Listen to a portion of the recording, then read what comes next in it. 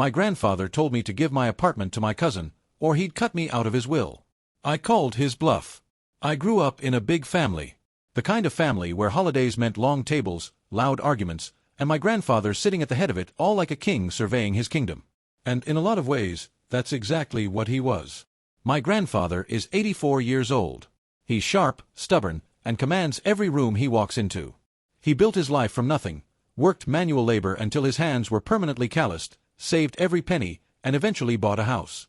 A decent house in a decent neighborhood, worth about $320,000 today. Not a fortune by some standards, but in our family, it was the single biggest asset anyone had ever owned. It represented everything he believed in: hard work, sacrifice, legacy. And he never let anyone forget it. Every Thanksgiving, every Christmas, every birthday gathering, my grandfather would find a way to mention that house. "This will be for all of you someday," he'd say, gesturing around the table at his 5 grandchildren. "My legacy. Split equally. So you always have something." We'd nod, thank him, and move on. It was understood, expected, practically set in stone. 5 grandchildren, 1 house, equal shares, roughly $64,000 each when the time came. I appreciated the sentiment. I genuinely did. But I never counted on it. I never let the promise of future money shape the decisions I made today. And that decision, that refusal to build my life around someone else's promise, is the reason I'm writing this now. I started working when I was 17. Not because my family was poor, but because I watched how money worked in our family. I watched how my grandfather wielded it like a scepter. How gifts came with strings attached. How praise was conditional on obedience. How every family decision somehow ran through the man who controlled the inheritance. My aunts tiptoed around him. My mother chose her words carefully around him. My cousins performed for him. And everyone, every single one of them, lived with the quiet understanding that crossing him meant risking your share. I decided early that I would never be on that leash. So I worked, saved, sacrificed, lived in cheap apartments with roommates, drove the same car for 7 years, ate budget meals while my friends went out. And at 27, I bought my own apartment. $138,000. Paid in full. Mine. No mortgage, no help, no strings. Just a decade of discipline and a set of keys that nobody could take from me. That apartment meant more to me than anyone in my family could understand. It wasn't just real estate. It was proof that I didn't need the leash. Proof that you could love your family without being controlled by them. I still visited my grandfather regularly. Once a month, sometimes more. Not for money, he never offered me any, and I never asked. I visited because I genuinely cared about him. I listened to his stories about my grandmother, who passed 10 years ago. I helped him with small repairs around the house. I sat on his porch and drank his terrible coffee and let him complain about the news. I didn't perform devotion. I just showed up. And I think, on some level, my grandfather respected that. But it also frustrated him. Because I was the one grandchild he couldn't fully control. My cousin, on the other hand, had the performance down to an art form. My cousin is 26. He's the son of my grandfather's youngest daughter, the baby of the family, and he has been my grandfather's clear favorite for as long as I can remember. He's charming when he wants to be. Good-looking. Quick with a joke or a compliment. And absolutely, fundamentally devoid of ambition. He dropped out of college twice. Worked a handful of part-time jobs, none lasting more than a few months. Currently unemployed and living with his mother, rent-free, in the apartment she pays for. He visits my grandfather every single week, not because he loves him, though he'd swear otherwise, but because every visit comes with a cash handout. $50 here. 100 there. My cousin figured out years ago that grandfather's attention equaled money, and he's been performing affection for profit ever since. The rest of us saw it. We all saw it. But nobody said a word, because nobody wanted to be the one who angered the man holding the inheritance over all our heads. That's the thing about families like mine. The patriarch doesn't just hold money. He holds silence. He holds compliance. He holds the fear of consequences that keeps everyone in line. Update 1. The private lunch. 3 months ago, my grandfather called me and asked me to come over for lunch. Just the two of us. That was unusual. We typically saw each other at family events or during my regular visits, but a private invitation felt different. More intentional. When I arrived, he'd cooked my favorite meal. That was even more unusual. My grandfather doesn't cook for people unless he wants something. He's generous, but his generosity always has a purpose. He was in a warm mood, relaxed, telling stories about the old days. Stories about my grandmother. How they met. How they argued. How she could silence him with a single look. I enjoyed it. For about an hour, it felt like we were just a grandfather and his grandson, sharing a meal. Then, after coffee, the temperature in the room dropped about 10 degrees. I need to talk to you about something important, he said, folding his hands on the table. About family. About fairness. He explained that my cousin was struggling. No job, no money, no prospects, no home of his own. He's a good boy who's had bad luck, my grandfather said. I bit my tongue hard enough to taste iron. My cousin's bad luck was a decade of chronic laziness, but correcting my grandfather was pointless. The man had decided the narrative, and no amount of evidence would change it. Then he said the thing I never expected to hear. You have your apartment. You're successful. You don't need help. But your cousin has nothing. I want you to give him your apartment. I nearly choked on my coffee. Give him my apartment. I repeated, certain I'd misheard. You're strong, he said, leaning forward with that commanding certainty that had kept this family in line for decades. You've always been strong. You'll buy another one. But he needs something now. A foundation. Something to build on. Your apartment would change his life. I set my cup down carefully. My apartment changed my life, I said. I worked 10 years for it. Why would I give it to someone who hasn't worked 10 months at anything? His eyes hardened. I'd seen that look before, every family member had. It was the look that preceded consequences. Because I'm asking you to, he said. Because family takes care of family. Because you have more than he does, and that's not fair. I said no. Firmly, respectfully, clearly. No. My grandfather nodded slowly, like he'd expected that answer and had already prepared his next move. Let me put it differently, he said, and his voice dropped into the register he reserves for ultimatums. My house is worth $320,000. Split 5 ways, that's $64,000 each. Not bad for doing nothing. He paused, letting the number hang in the air. But wills can be changed. If you won't help your cousin now, maybe I should make sure he's taken care of later. I could leave the entire house to him. All of it. Nothing for you. Nothing for the other 3. Just him. I stared at him. The man who taught me to work hard. The man who told me every holiday that his house was for all of us. The man I visited not for money but because I loved him. That man was sitting across from me, using the inheritance as a weapon. You're threatening to disinherit me if I don't give him my apartment? I asked. I'm telling you what happens when grandchildren don't help each other, he replied. Choices have consequences. I did the math in my head. My apartment, $138,000, real, tangible, legally mine. Potential inheritance, $64,000. Promised, not guaranteed, years away, controlled by a man who had just revealed that promises in this family come with conditions. He was asking me to give up $138,000 now to maybe keep $64,000 later. The math didn't work. But more importantly, it was never about math. It was about control. My grandfather was pulling the leash, and for the first time in his life, someone wasn't responding to the tug. I took a breath. Grandfather, I love you. I respect you. But I'm not giving away my apartment because you're threatening to change your will. My apartment is mine. I earned it. Your house is yours. You can leave it to whoever you want. If that means I get nothing, I'll survive. I've been surviving without your money my whole life. But I won't be blackmailed. Not even by you. The word hit him like a slap. He slammed his hand on the table so hard the coffee cups rattled. Blackmail. I'm offering you a choice. Help your family or face consequences.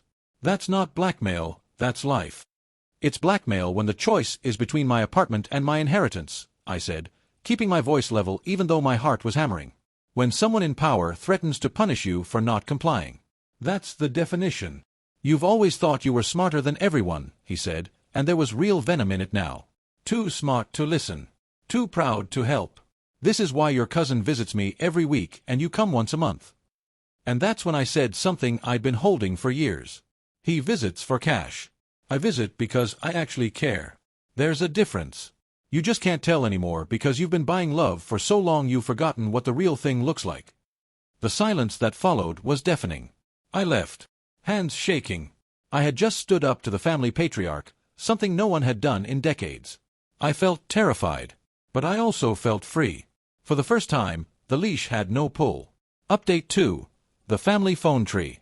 Within hours, the family machine was in full motion. My grandfather called his daughters, my mother and my aunts. By evening, my phone was ringing non-stop. Everyone had been briefed on the situation. Everyone had an opinion. And almost everyone had the same solution. I should comply. My mother called first. What did you say to him? He's furious. He's talking about changing his will. I explained the situation calmly. The lunch. The demand. The ultimatum. My refusal. Just give your cousin the apartment, she said, and I could hear the panic beneath the forced calm. It's not worth losing the inheritance. My apartment is worth more than my share of the inheritance, I told her. And it's real. The inheritance is a promise from a man who just showed me promises come with conditions. He's 84 years old, she whispered, like she was sharing a strategy. Just agree and wait it out. I let that sink in. My own mother wanted me to give away a $138,000 apartment to my cousin and then hope that an 84-year-old man would keep his word after explicitly showing me he uses his word as a weapon. That wasn't a plan.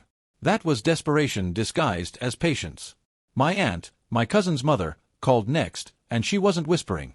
You're punishing my son for not being as successful as you, she practically shouted. Not everyone has your advantages. What advantages? I asked. I worked since 17. I paid for everything myself. Your son lives with you rent-free and gets cash from grandfather every week. Those are advantages. He just wasted them. She hung up on me. My other aunt, the gentle one, the one who always tried to keep peace without taking sides, called last. Her tone was softer, almost pleading. Just give him the apartment. Keep the peace. Grandfather won't live forever. You'll get your share eventually. And if he changes the will anyway? I replied. Then I've lost both. No thanks. Then my cousin texted me directly. Grandpa told me what you said. Not cool, bro. I thought we were family. I stared at the message for a long time before responding. We are family. That's why I'm not handing you an apartment you didn't earn. It wouldn't help you. It would just be another thing someone gave you that you didn't work for. His reply was instant. Easy for you to say when you have one. I have one because I worked for one, I typed. Try it. You might surprise yourself. He blocked me. Classic. Update 3. The real calculation. Weeks passed. My grandfather wasn't speaking to me. The family was divided, and not the way you'd expect. Most of them sided with my grandfather. Not because they thought he was right, because they were afraid. Here's what I realized during those weeks, and it was the thing that stung the most. Nobody actually cared about my cousin. They cared about themselves. Think about it. My grandfather threatened to leave everything to my cousin. His whole house. $320,000 to one person. That means the other 4 grandchildren get nothing. So when my family pressured me to give up my apartment, they weren't advocating for my cousin's well-being. They were protecting their own inheritance. Every aunt, every cousin, even my own mother, they were asking me to sacrifice $138,000 of my own money to keep one old man happy so they wouldn't lose $64,000 each. I was the scapegoat. The convenient solution. The one person who could absorb the loss and keep the system running. The whole family pressured me, not because they cared about my cousin. Because if grandfather gives everything to my cousin, they lose their shares too. I was being asked to sacrifice my apartment to protect everyone else's inheritance. They weren't on my side. They were on their own side. That realization changed something in me. The hurt shifted from sadness to clarity. I wasn't fighting my grandfather. I was fighting a system where one man's money gave him control over an entire family's behavior, and where everyone had silently agreed to the terms because the payout seemed worth the compliance. Everyone except me. My grandfather said, choices have consequences. He meant it as a threat. But he was right, just not the way he intended. My choice to work hard had the consequence of owning an apartment. My cousin's choice to do nothing had the consequence of having nothing. Those were the real consequences he should have been worried about. But it's easier to demand someone else fix the results of your favorite's laziness than to admit your favorite needed fixing. Update 4. The letter. After a month of silence, I did something nobody in my family has done in the entire history of my grandfather's reign. I told him the truth. Not over text. Not in an email. Not through an aunt acting as a middleman. I wrote him a handwritten letter on actual paper, the kind he respects, and I mailed it to his house. This is what I wrote. I love you. You taught me to be strong, to work hard, to build my own life. I did that. My apartment is the result of your lessons, even if you don't see it that way. I won't give it away, not because I don't love family, but because I respect myself too much to be controlled by threats. Your house is yours. Leave it to whoever makes you happy. I hope that choice brings you peace. But my apartment is mine. And that choice already brought me peace. I hope someday you can be proud of what I built instead of angry about what I won't give away. I didn't expect a response. I didn't write it for a response. I wrote it because I needed him to hear something nobody had ever given him, honesty without agenda. Not flattery in exchange for inheritance. Not obedience in exchange for approval. Just truth, offered freely, with no expectation of reward. He didn't write back. But I heard from my gentle aunt, the only reliable source of information in this family, that he read it 3 times. Then he folded it carefully and placed it in his desk drawer. He didn't throw it away. Something landed. Maybe not enough to change his mind, but enough to make him think. He slammed the table when I used the word blackmail. The truth made him angry. Not because it was wrong, because it was accurate. He'd been using the will as a weapon for years. I just became the first person to name it out loud. And he kept my letter. Didn't reply, but kept it. Read it 3 times. That tells me he knows I'm right. Knowing and admitting are different things. At 84, he may never bridge that gap. But at least the letter is in his drawer. That's more than anyone else ever dared to give him, honesty instead of obedience. Update 5. The bluff that broke. 6 months have passed since that lunch. I can now tell you how it all played out. My grandfather never changed his will. I confirmed this through my gentle aunt, who happens to know the lawyer handling his estate. The threat was a bluff, a power play designed to force compliance through fear. And it failed, because one person in the family had built a life that didn't depend on the outcome. Here's the thing about bluffs. They only work when the other person has something to lose. My grandfather assumed I'd panic. That the threat of losing $64,000 would make me surrender $138,000. He offered me a choice: give away my apartment or lose my inheritance. My apartment is worth $138,000. My inheritance share is $64,000. He was asking me to trade something real for something promised. By a man who just proved promises come with conditions. But more importantly, he couldn't actually follow through. Think about it. If he leaves everything to my cousin, his 3 daughters would contest the will immediately. 4 grandchildren would be disinherited. The legal battle would tear the family apart and eat through the estate's value in attorney fees. My grandfather is a controlling man, but he's not a foolish one. He built that house to be a legacy, and he's not going to destroy his legacy to prove a point to one stubborn grandson. The bluff was always going to fail. It just needed someone to call it. My cousin, meanwhile, hasn't changed at all. Still living with his mother. Still unemployed. Still making weekly visits to my grandfather's house. Still collecting his cash handouts. Still performing devotion with the precision of a man who's calculated exactly how much affection $50 costs. Nothing changed for him because nothing ever changes when you remove consequences. My cousin visits him every week for cash handouts. I visit once a month because I care. My grandfather called him devoted and me distant. When you've bought loyalty for decades, you forget what the genuine kind looks like. The family tensions have eased but never fully resolved. My mother and I talk, but there's a stiffness that wasn't there before. She knows I was right, but she'll never say it because saying it means admitting she was willing to sacrifice my security for hers. My aunts have mostly stopped calling about it. My cousin unblocked me on social media, but we haven't spoken. The family gatherings are a little quieter now. There's an unspoken awareness that the system everyone relied on, grandfather controls through money, family complies through fear, has a crack in it. And that crack is me. Broken heart, bittersweet victory. I still visit my grandfather. Once a month, sometimes on Sundays when the weather is good. I drive over, park in the same spot, walk up the same steps, and sit on the same porch where I've been sitting since I was a child. The conversations are shorter now. Stiffer. He doesn't tell as many stories. I don't push for them. There's a guardedness between us that wasn't there before, the natural consequence of 2 stubborn people who drew lines and won't cross them. But there's something new in his eyes when he looks at me. Not anger, not pride exactly. Something like recognition. Like seeing someone clearly for the first time after years of seeing only what you wanted to see. A few weeks ago, he said something that stopped me cold. "You're the only one who doesn't want anything from me." I looked at him. 84 years old. Sitting in his chair on his porch in front of his house. The house he built, the house he controls, the house he tried to use as a weapon against me. And in that moment, he looked tired. Not physically tired, though that too. Tired of the game. Tired of being the man everyone performs for. Tired of buying love and never being sure if it's real. "That's because you already gave me the important things," I told him. Work ethic. Stubbornness. Self-respect. He almost smiled. Almost. Last Sunday, something small happened that I'll carry with me for a long time. We were sitting on the porch, him in his old chair, me on the steps, not talking much. Just watching the street.